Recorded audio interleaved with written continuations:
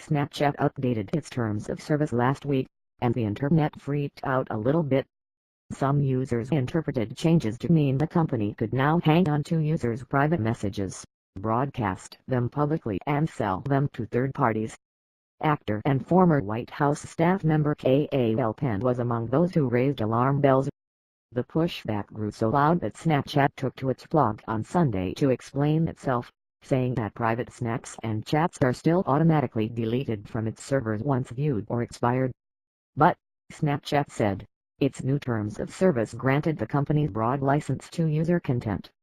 The company said those clauses are meant to apply to images and videos users share publicly for its Live Stories feature, which may be syndicated across other platforms. The new policy was also expanded to account for its replay feature, which charges users who want to re-watch videos more than once, the blog post said. Ultimately, the terms aren't all that different from what you see on a slew of other sites and services that occasionally cause similar panics.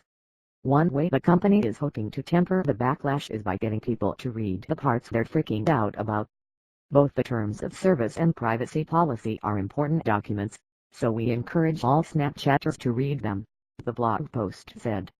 Of course, few people actually do that.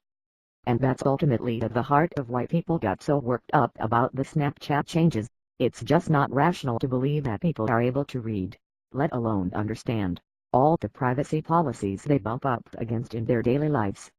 Instead, users now rely on the internet hygiene to know if a particularly egregious privacy change is afoot. One way the company is hoping to temper the backlash is by getting people to read the parts they're freaking out about. Research from Alicia M. McDonald and Lori Faith Craner published in 2008 helps explain why. The pair estimated that it would take a staggering 244 hours a year for the average American to read the privacy policies of every site they visit over the course of a year. That means it would take more than 10 full days of doing nothing but reading privacy policies day and night.